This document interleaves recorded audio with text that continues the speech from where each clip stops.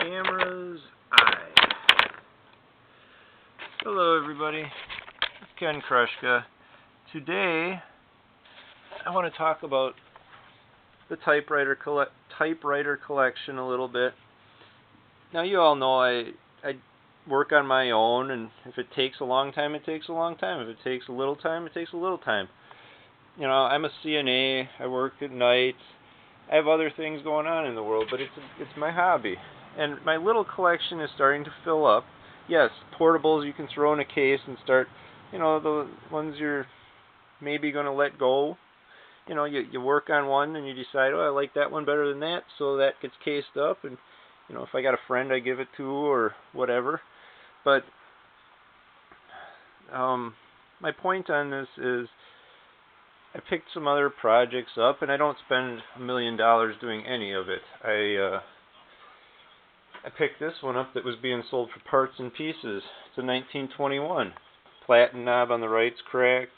It's got some other issues. The little feed knob for the ribbon for the advance on the right is missing. You don't need it to make any of it work. You know, the case has got the dovetails that are not adjoined anymore, so a little glue can fix that. But if you've watched my videos, you also know I wasn't around in 1921, so my guess is when I removed this from the board that, hell, it didn't have feet. It was just, you know, that's not the case at all. I guess they did have feet, and somebody from Typewriter Justice, I think, he put together one, and it was like, wow, I've done 3 of these. I didn't even know they had real feet. But that said, I don't buy those feet. I may one day get a platen recovered. I just get 2 rubber washers and remount them back to the board, and it holds. You know, I'm doing this stuff all on the cheap. But I'm not a professional, you know. And this project, it's 1923 Royal. It could have been the parts unit, or it could have been the project unit. I had 4 feet for it already, because from that 1933 one, somebody put the wrong feet on, so I popped them on there. And once it stood up on its own, I started looking at her and going, hell, you know, I got a different perspective. So, you know, I've been in here, on this one, I've sprayed it out. Now I'm kind of going through, getting all the hairs and all the crud out of there, dusting it almost. But that's how you get all that lint out, little by little, and then you go and you oil. I've taken the 4 glass plate windows out. They were actually affixed here with screws. You know, I let the bottom clamp hang on the left and the right, and then the top one is actually from the outside. But unlike the later model stuff, where they popped out, these were set in there, you know. But and then my IBM Selectric came, so I'm going to work on that one of these days. It's got that tab pulley thing that's broke, so I had to order one of them. But I've got my assortment of messy, you know, springs here and stuff, and I can always pluck one off something else. So already I've had to replace the spring for the ribbon drive here. You see this guy here? You know, that was dead. But I do all that before I get in there. And now what I've been doing too is, some of these were really sprung up, the type bars. And that 8's still up just a hair. This guy's really up there. So what I've been doing, of course, is trying to figure out, can you see that this is a long rod?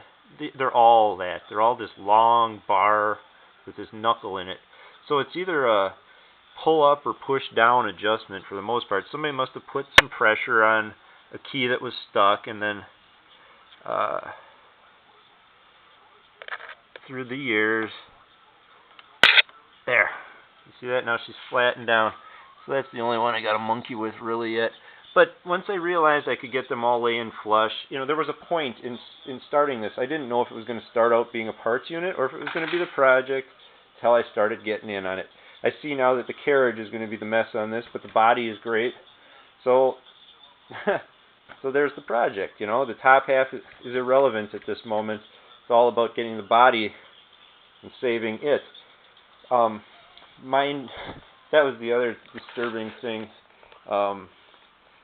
I noticed that you've all heard of. See, look at that glass. That cleaned up great. Oh, look at that. It's still wet, but 1923 beveled glass. Oh, those key choppers. They aren't just chopping keys on typewriters and cash registers and stuff.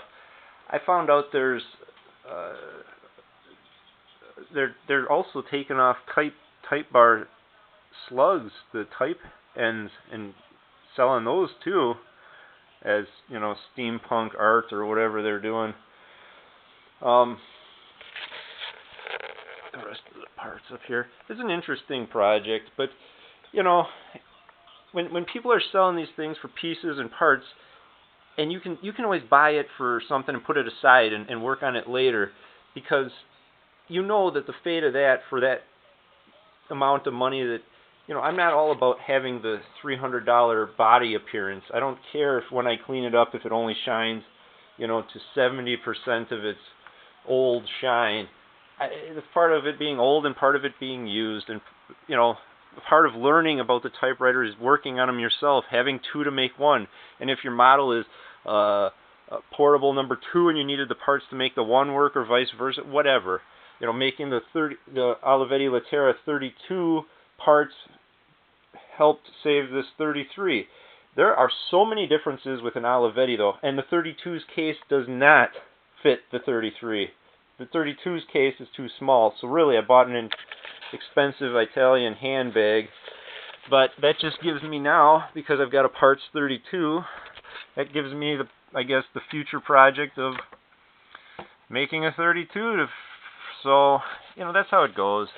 But alright everybody, well, y'all take care and have a fun day.